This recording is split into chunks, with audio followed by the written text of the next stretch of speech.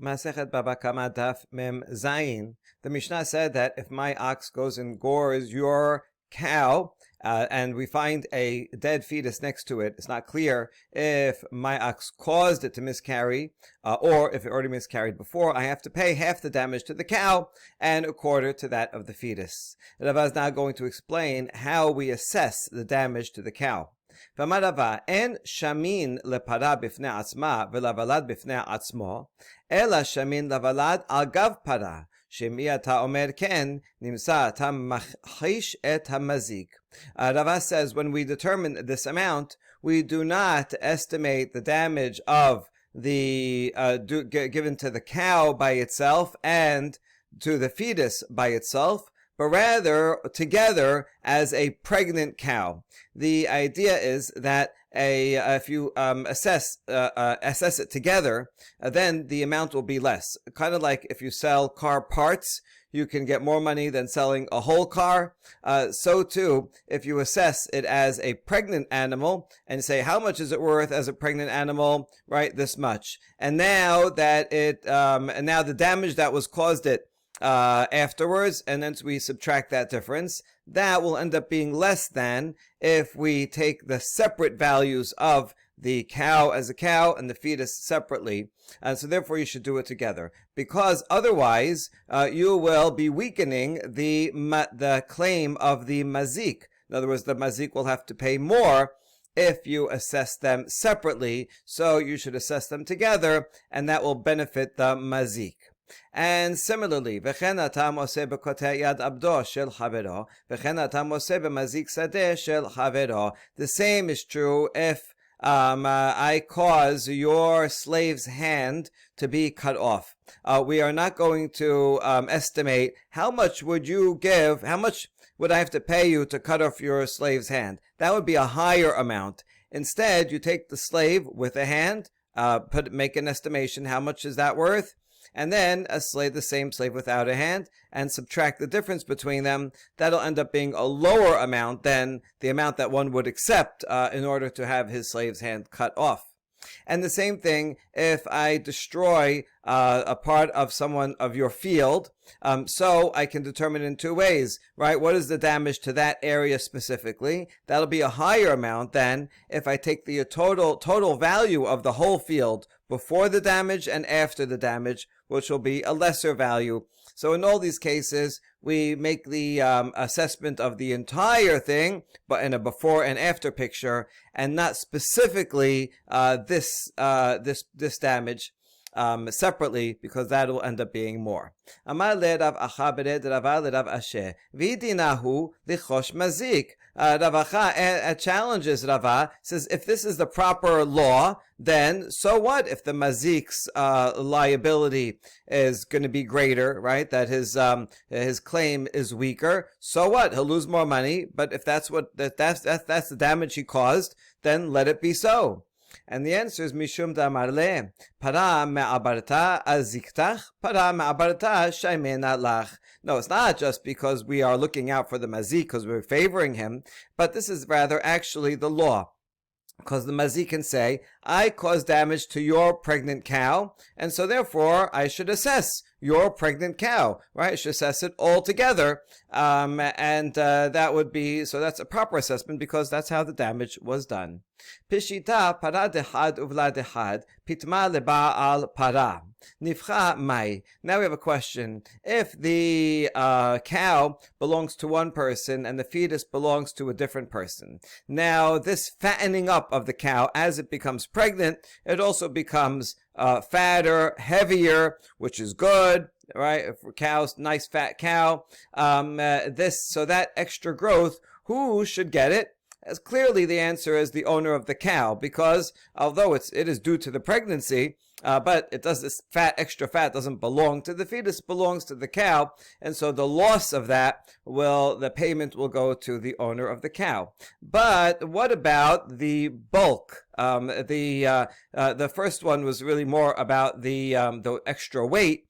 the pitma, whereas nifcha, the extra bulk, it's a larger size. The hide is going to be bigger, which is good, and the sai also looks healthier, and that's also due to the pregnancy. So who gets that? Once that gets lost, because of the fetus coming out. Now, who gets the payment for that? Rapapa said that also goes to the owner of the cow, even though that extra bulk is due to his pregnancy. Nevertheless, it belongs to the cow. Whereas Ravacha Bered Ravika says, no, you split it. Half the cow and half it is because of the pregnancy. And so therefore, that was all there to give room and space for the fetus, so that the animal had to stretch out its body to make room for the fetus. So therefore, that is fetus space. And that was lost, and so that therefore, the owner of the fetus will get half the amount, and that is the halacha. Nu Mishnah. Hakadar shechnis kederotav lachasar bal habayit shelo b'reshut. Let's say I'm a potter, I have some pots, and I put them in your house without your permission. I just store them there. Ushvara b'emto shebal habayit patur. And you, the homeowner, your animal comes and smashes them. You don't have to pay me, because I didn't put them there with permission. V'muska behen bal kederot hayav. And furthermore, if your animal trips on those pots and gets injured, I have to pay you because I trespassed and put stuff in your yard without permission. On the other hand, if I did have permission, I said, do you mind if I put my pots here? And you said yes, and then your animal breaks them, then you are liable to me. The Gemara will discuss whether if your animals get injured by my pots, and there was permission, do I have to pay? Or by you saying that I can put your pots there, does that mean that that you're taking responsibility also for your animals, and I don't have to pay for the animal injury? That is an open question the Gemara will bring up. And now a similar law, just a slightly different case. I deposit fruit in your yard without asking your permission. Your animal comes and eats them. You don't have to pay me. Right? Your animals in your yard. They can do whatever they want. And if they slipped on them and tripped, and your animals got harmed, then I have to pay because I had no right to put my fruit there. But if I did have permission to put my fruit there and your animal eats it, then you do have to pay. Third similar case. I bring my ox into someone else's yard and I don't have permission. And that person, the owner of that yard, his ox or his dog goes and gores and bites my ox, either gores or bites my ox, he is not liable because I brought my animal in there without permission. Nagachu shoro shel balabayit chayav. And furthermore, if my ox goes and gores the ox of the owner of the house, I am liable. I didn't have permission to bring my ox into your yard. If my ox goes and falls into your cistern and causes the water all to be contaminated, I am liable to pay for the damage to the water. If the homeowner's father or son was in that cistern, in that pit, and then my animal went in and was without permission and fell on top of the homeowner's father or son and killed him, then I have to pay kofir for that. The Gemara tomorrow will discuss why it's what does it matter if it's his own father or son or someone else, and if this is a short tam, then why should I have to pay kofir? These are all important questions. On the other hand, if I had permission to bring my ox into your court and it got your dog or your ox damaged my ox, then you have to pay me.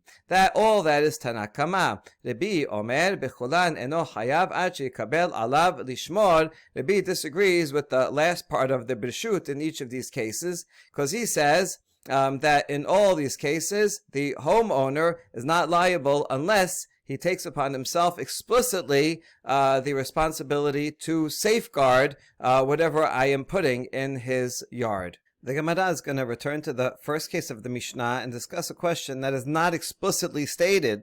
The Mishnah said that if you have permission, then the owner is liable for the pots, but it doesn't say whether the potter would or would not be liable for damage to the ox if it trips on the pots. So we're going to point to different points in the Mishnah and infer opposite conclusions. So Tama de shelo breshut, ha breshut lo mechayev bal kedarot minizke behemto de bal chaser. From the beginning of the Mishnah, we can see that the reason why the potter has to pay for the damage to the ox is because he put his pots in there without permission. That means if he did have permission, then the potter would not be liable to the damage to the ox of the homeowner. So there, according to that, the potter is not liable. And now what's the implication? What's the foundation of that view?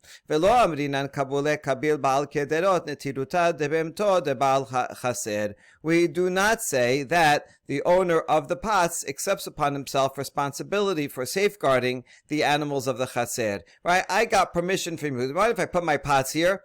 So you say yes. Now, if you say yes, that means you do have to watch my pots and make sure they don't get broken, right? Because I asked you to put them there. You can't come and smash them. It doesn't mean that I am accepting responsibility for your animals just because I got permission, right? They're still your animals in your home, and you have to safeguard them from damaging anything in your home. And now you were gracious enough to allow me to put my pots in your home, so you have to safeguard my pots, and it doesn't mean I have to safeguard your animals. So that is seems like a very reasonable implication.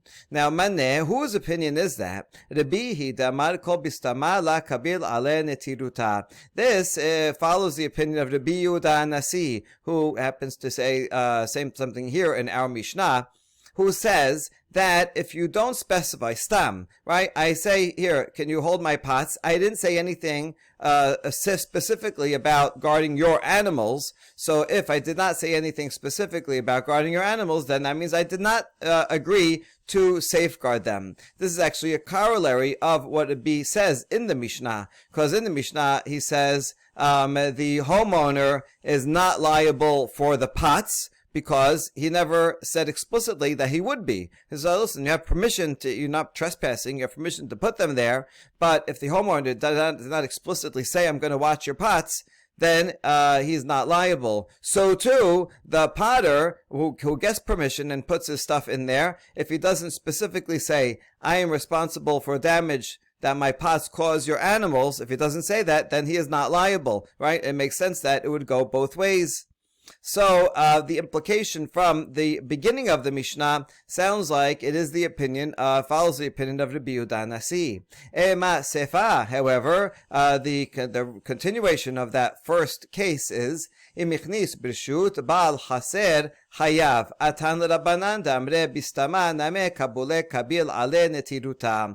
Sefa is that if I did have permission to put my pots in there and they break, then the owner of the courtyard is liable. Well, that assumes the opinion of Rabbanan, who say, even though we didn't specify, right, I just said, can I put my pots here? And we never specified that the homeowner would be responsible. Nevertheless, even without specification, just the homeowner does accept his responsibility to safeguard. It would make sense, according to that opinion, that the potter would also be liable to safeguard the animals of the homeowner, and therefore should be liable if something happens to them. So now we have a problem, because in the very that opening clause, the Resha follows Rabbi, and the Sefa follows Rabbanan. Furthermore, Vitu Rabbi Omer Bechulan Eno Chayav Ad Sheikabel Ala Baal Habayit Lishmor. Resha v'sefa Rabbi u'mesi'ata Rabbanan. And furthermore, at the very end of the Mishnah, quotes Rabbi. So now you're telling me that the beginning of this case is the opinion of Rabbi. This v'imichnis is Rabbanan, and then it goes all the way, and then it goes back and quotes Rabbi again. Right? Is this a proper structure for the Mishnah that would go back and forth between different opinions? We have two answers. Amar Rabbi Zera Tabra Misha Shanazo Lo Shanazo. Rabbi Zera says, indeed, you have to break the Mishnah into pieces. It is disjointed, and the opinion of this part is not the same as that part. So yes, all the implications that we said before are correct, and in fact, they're following different opinions. Rava Amar Kula Rabbanan Hi. Rava, however, says the entire beginning of the Mishnah is all Rabbanan. U Bershut, and if the homeowner gives the potter permission to put his pots there, Shemirat kederot kibel ala ba'al chaser va'afilu nishberu beruach. And the assumption is that by the homeowner giving permission for the pots, he is actually accepting upon himself to watch them like a watchman. And that would mean not only if they got damaged by the homeowner's oxen, he would have to pay, even if wind came and caused them damage, just like a regular a watchman would have to just make sure that these pots are in a safe place in his home. And so giving permission, that implies, in fact, as Rabbanan say, that one is accepting upon himself responsibility for the pots. On the other hand, the owner of the pots, he didn't say anything. He didn't even give permission for anything. He just asked, making a request. Can I put my pots here? Implies, can you watch my pots, safeguard them, and you be responsible for them? But the homeowner didn't say anything else about making sure that the pots don't cause damage to the ox. And therefore, the entire thing can be Rabbanan, and just because you assume that the homeowner does accept responsibility for the pots, does not mean that the potter is liable for damages to the ox, right? It very makes a lot of sense, Rava explains, for the homeowner to be responsible for the pots no matter what happens to them, and the potter is not responsible for what happens in the homeowner's home, and therefore is not responsible if the ox is damaged by the pots. We next analyze the second case in the Mishnah. If I bring my fruit into someone else's courtyard without permission, and the animals of the homeowner are damaged because of the fruit, then the fruit owner is liable for the damage to the homeowner's animals. Amarav lo shenu ela sheuchleka behen avachla patur my tama havala shelo tochal. Rav says this is only true, meaning the potter, the fruit owner is only liable if the homeowner's animals slipped on the fruit, right? That's a common thing. They're allowed to walk around in their own yard, and someone put fruit in their yard, and it walks around as it normally does, and then it slipped on the fruit. So then the fruit owner is liable. However, if the animals went and ate from the fruit and it didn't agree with them, and they got sick, and it caused them a stomach ache and damage, then the fruit owner does not have to pay. Why? Because it should not have eaten. In other words, an animal usually knows what's good for it, what's not good for it. Animals have an innate sense of what's going to make them sick or not. And so, as that's the animal's fault, it could have just as easily eaten whatever was found and gotten sick. So that's not the fruit owner's fault. This is more unusual. All right. Amar Rav Sheshat. Rav Sheshat says, Amina ki nayem v'shachib Rav Amar leha shma'ata. Rav Sheshat says, I think that Rav must have been sleeping when he said this halacha, because it seems to contradict a baraita de Tanya. Hanoten sama mavet lifnei behemat chavero. Patur midine adam v'chaya bidine shamayim. That's the end of the Braita. If I go and put poison in front of someone else's animal and it eats it, so I am not liable in a human court. I am liable in the heavenly court. Okay, forget the heavenly court. We're more interested right now in the human court. So you see here that if I put poison, I am not liable. Now we can infer from this Braita, Sama mavet hu de la avida da'achla, aval perot avida da'achla b'dinei adam name mechayev, ve'amai havyala shelot tochal. So we can infer that I'm only not liable if I put poison in front of it, because poison is something that's not suitable for eating. So the animal should have known better than to go eat poison. But we can infer that if I put fruit in front of it, which is edible, it's normal for eating, so then I can expect the animal to eat from the fruit, and it caused it damage, it was spoiled fruit or whatever, and then I would be liable, right? Because look how the Braita only says regarding poison, I am not liable in the hands of a man, so that means for fruit that is edible, I would be liable. But Rav, according to you, why should that be so? You said about fruit that also, if it's fruit that's disagreeable, it's spoiled or whatever, to the animal, then the animal should not have eaten it. It's the animal's problem. So therefore, this implication, the implication from the Braita, disagrees with Rav. So Rav, therefore, must be wrong. He must have been sleeping when he said that. He wasn't thinking straight, wasn't thinking about this Braita, which is quite a kind of harsh way of disagreeing with the great sage Rav. But we can, in fact, give an answer for Rav Amre. Hu hadin afilu perot name patumi din adam. In fact, this Braita, it would be true whether it was poison or fruit. The person who put it there would not be liable. So why did it say poison? It's to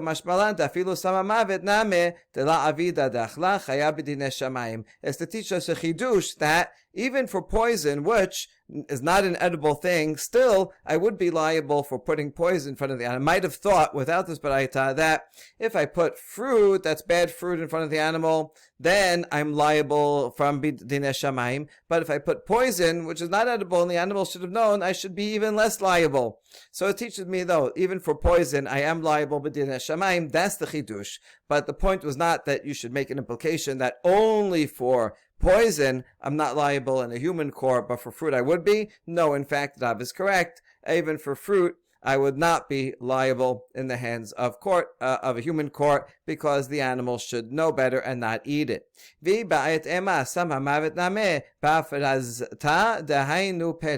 Or another way of reconciling Rav with the Braita is to say, when it talked about poison, it wasn't talking about some horrible chemical kind of poison, but rather afrazta, which is an herb that actually is like produce. It looks nice, it smells nice, and so therefore this is the same as fruit that is spoiled or bad, that the animal, it is an edible item, and the animal very well may eat it, but just like in the Braita, just like the Braita says, one is not liable in the human court, that agrees with Rav, that one is not liable because the animal should know better and not eat it, and therefore this is an unusual occurrence and cannot be the responsibility of the fruit owner or the person that put this poisonous fruit in front of the animal. So the Braita that we thought does not support Rav is actually very much reconcilable with Rav's statement.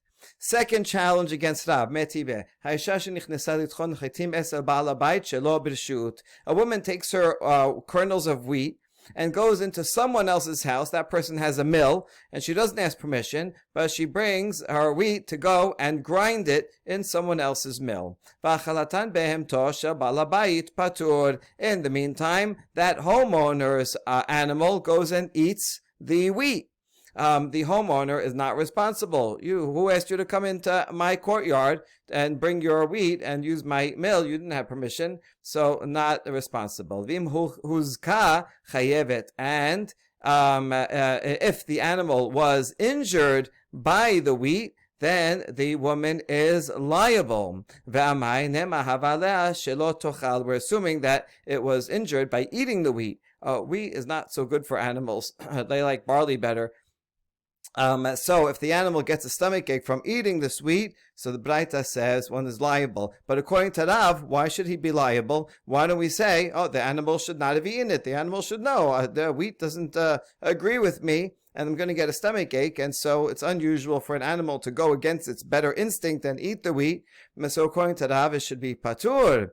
she should be petura. Amre umi adif ami matnitin dokim nashuch lekabahen. So answer to help Rav is, what, is this Braita any stronger than the Mishnah? If Rav already for the Mishnah limited the law of the Mishnah and said that the fruit owner is only liable if the animal slips on the fruit and not if it eats it, then you could say the same thing here. Im huzka means if the animal slips on the wheat, then the woman would be responsible, would be liable, but not if it eats it. So you can say the same limitation. So now this answer seems to be so obvious, we wonder why did anyone even question it to begin with? Udekadila, my kadila, the one who asked, what were they thinking? Amalach, the questioner can say as follows: Bishlamamatitin katani im huska bahen shuchlaka bahen hu. The Mishnah has the word bahen. If it got damaged from it, so from it means from by slipping on it. Aval hacha katane im huska, but here it doesn't say bahen, just if it got damaged. Vela katani bahen achilahu da katane. So that suggests that it's not that it slipped on it, but rather it was damaged directly from it, from eating it. That's why it sounds it's a little harder to make that limitation on the Braita than it is on the Mishnah.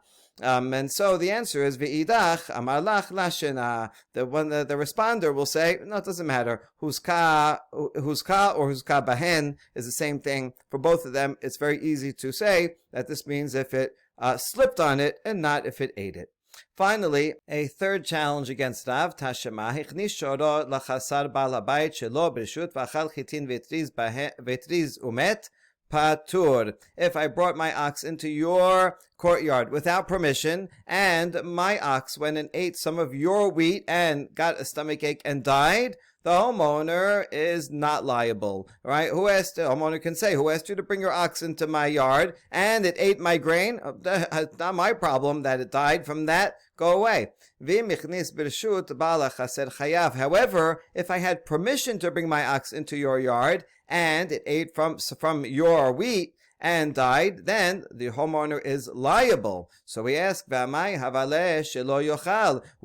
the homeowner liable? According to Rav, we should apply the principle that the animal should have known better not to eat wheat that's going to give it a stomachache and make it sick. This is an unusual thing. The homeowner doesn't have to be careful for an animal not eating something that's not good for it. It should have known itself, according to Rav. So this is a challenge against Rav. Amarava brishut ashelo brishut karamet brishut shemirat shoro kabil alav va'afilu hanak et asmo. Rav says you can't ask a question against Rav from a case where the ox owner had permission to enter. You can't ask from there to a case where he did not have permission. Rav was only said his limitation on the Mishnah for in the case where he did not have permission, when the fruit owner did not have permission to bring it in, and the ox of the homeowner went and ate it. In that case, the fruit owner does not have to pay. That was without permission. But with permission is completely different. I had permission to bring my ox into your field, and in that case, the homeowner has to safeguard my ox like a watchman. And even if my ox would strangle itself, it would go commit suicide, still the homeowner is liable because he's fully liable to make sure my ox will be safe. And since it's with permission, so then no matter what, you don't say the ox should have not have strangled itself, it should have been careful not to eat weed, it should have taken care of itself. No, the homeowner is safeguarding it. So this is no challenge to Rav. From here, even the Rav would agree that if it enters with permission, then the homeowner is liable for anything that happens to the ox. We now end the daf with the question: Ibaya lehu hecha dekabil ale netiruta mahu denafshehu dekabil ale or dilma afilu netiruta de'alma kabil ale. In a case where the owner of the courtyard accepts a responsibility, he says, "Yes, come in, bring your stuff in here, and I will safeguard it." So, does he accept responsibility only for his own animal going and eating that fruit, or does he accept also responsibility for something that comes from outside? Let's say an outside animal comes in and eats the fruit. Is the homeowner also accepting responsibility for that? Let's try out one proof. Tashema detane Rav Yehuda bar Simon bin Zakin debe karna hichnis perotav lechasar bal habayit shelo b'reshut. ובא שור ממקום אחר ואכלן פטור, ואם הכניס ברשות חייב. מן פטור ומן חייב, לא פטור בעל חסר, וחייב בעל חסר. So we have a solution from that which Rav Yehuda ben Natan taught in the Tractate of Nezikin from the school of Beh Karna. This itself is very interesting that there was this school, and it was known for their Tractate of Nezikin, and they taught there that if someone brings his fruit into someone else's courtyard without permission, and then a third-party ox comes in and eats them, he, we'll see who he is not liable. But if the fruit owner had permission from the courtyard owner, then he is liable. Who's he? Is it not speaking about the courtyard owner? And so you see that in the case where he had permission, that's what we're talking about. The homeowner, the courtyard owner, is liable even for a third party ox that comes and eats the fruit. So it seems like the answer is yes, he is responsible for anything, not only his own animals, but even someone else's animals.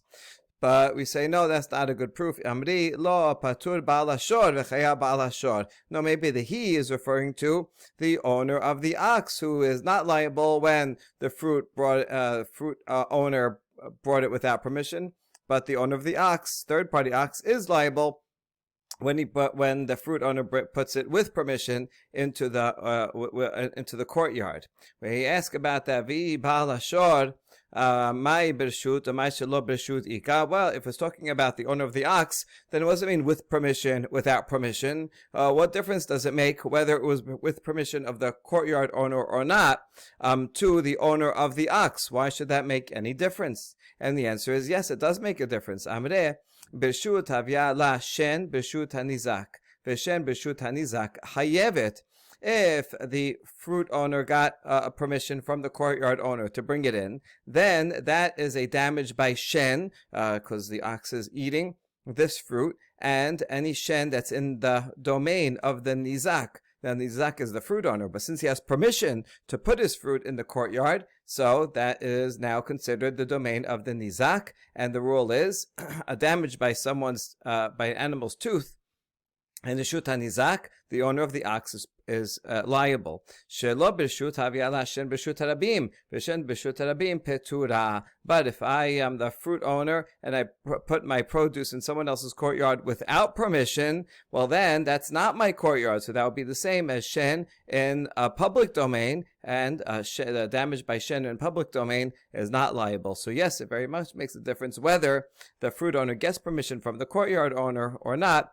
If he does, then the ox is owner of the ox is liable. Otherwise not. So we cannot answer our question from that source. We'll try one more. Tashem ahichnis shoro lachasar balabait shelo b'reshut. Ubasho makom acher ungachol patur v'nichnis b'reshut hayav. Man patur man chayav. La patur baal chaser v'chayav baal chaser. If I bring my ox into my friend's courtyard without permission, and then a third party ox comes and gores it, he is not liable. We'll see who he is. And if I had permission, then he is liable. Who are we talking about? Is it not the owner of the courtyard? And so according to that, yes, indeed, if I got permission and from the owner of the courtyard, then the owner of the courtyard is responsible not only for his own oxen, but even for a third-party oxen. So we can answer the question as being yes. But we say no, not a good proof. Lo patur ba'al hashor v'chayav ba'al hashor. The liable one is not the owner, the homeowner, but rather the owner of the ox that gored. He's not liable if I did not get permission, and he is liable if I did get permission. But now we ask, what difference does it make whether I got permission to bring my ox into that courtyard or not? Why should that make a difference in the liability of the owner of the goring animal? We answer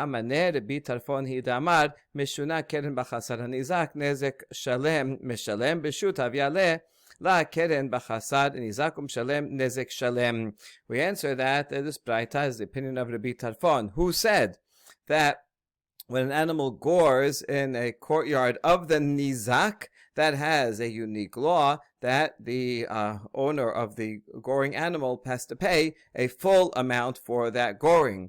So if I had permission to bring my animal into the courtyard, then that's considered a shut nizak. I don't own the courtyard, but I have permission, so I own it with respect to my animal being allowed to be there, and therefore that is goring it into the shut nizak, in which case one pays a full amount. שלא ברשות הביא לה קרן ברשות הרבים ולא משלמה אלא חצי נזק. Whereas if I did not get permission, then that would be not my property. That would be the same as if my ox were in the public domain, in which case an ox that gores it only has to pay half damage, and so that's what it means patur from paying full damage. Baruch Adonai le'olam, amen ve'amen.